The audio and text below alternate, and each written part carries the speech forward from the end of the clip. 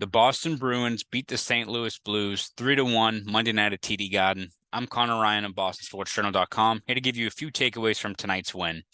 And if you're the Bruins, when you look at kind of all that's gone over the last couple of days, and we'll cover the whole story with Mitchell Miller and that debacle in depth on Poke the Bear. So if you're following on Bruins Ringside on YouTube, we'll have a full video, Evan and I breaking down that whole saga. But looking at just through the lens of this game for the Bruins in terms of putting some of that in the rearview mirror and bouncing back and getting back in the win column, this was exactly the kind of win you wanted to see from the Bruins after losing up in Toronto on a night where the Bruins wear their reverse retros, the Pooh Bears, for the first time all season. It was a bit of a blast from the past in terms of how the Bruins, strung together 2 points in this one. At least when you look at how they've won games in the last couple of seasons from maybe 2018 on, it was really stout defense for the most part, clutch goaltending, and especially dominant special teams play.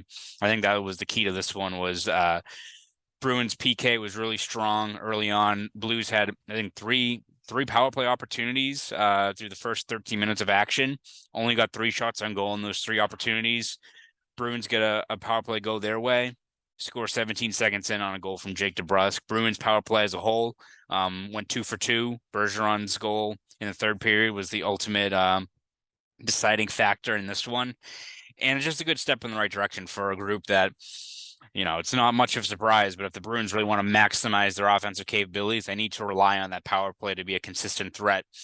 And after that game up in Toronto on Saturday, where Bruins had plenty of opportunities, where they had a chance to do some damage against a not great Toronto goalie unit, a very weak PK unit, but whether it was just sluggish execution, not a lot of shot first mentality, just didn't work up in Toronto, but saw a lot more of it in this game, even though you have a situation where Bergeron scores on kind of the tail end of that power play in the third period. A lot of chances for that group. Montgomery has shown that he will turn to that 5-forward unit when needed, and it worked out in this one in terms of just the cohesion of that group. Having a guy like David Krejci there helps tremendously as well, but all in all, this wasn't necessarily a flashy game, but the Bruins will take it. They'll take the 2 points. Ullmark, once again, really strong in net.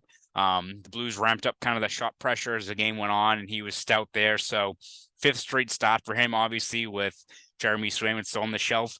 I have to imagine he's going to get the next couple of starts as well. So you might be looking at 7 or 8 starts in a row for him. Montgomery kind of did a bit of a forecast looking ahead and mentioned that maybe Sunday's game against the Vancouver Canucks, a very bad team, could be an opportunity for a guy like Keith Kincaid to get in the lineup. So worth watching there. But in terms of concerns, the only 2 things that kind of pop up for me would be second period. Once again, it's been a bit of a recurring trend this season is the Bruins kind of taking their foot off the gas in the second. Their details are slipping a bit, and it led to a second period tonight against the Blues where they were outshot 9-8.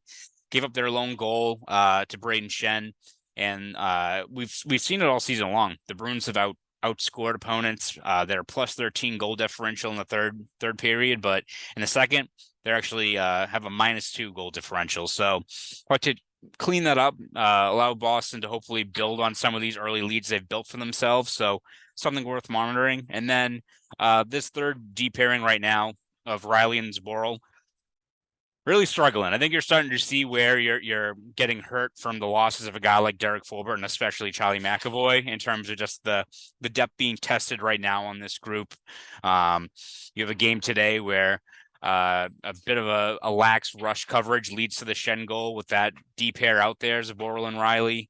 Riley played a little bit more as the game went on, but Zboril was pretty much stable to the bench after that. I think he finished with just 10 minutes and 50 seconds of ice time, far and away the least amount among all B's defensemen. So again, I don't expect McAvoy or Forbort, especially Forbort, to be back anytime soon. McAvoy maybe this weekend, maybe next week is what they're looking at for him.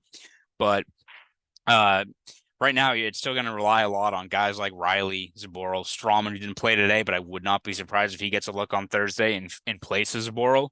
The depth of this defense is still going to be tested here for the next couple of games. So They've been helped out tremendously by obviously a guy like Lindholm, continues to play very, very well.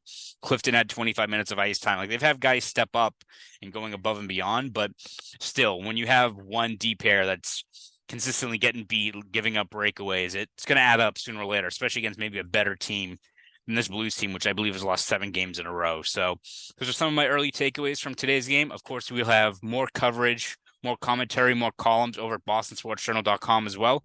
So please follow all of our Bruins coverage over there. Thanks, guys.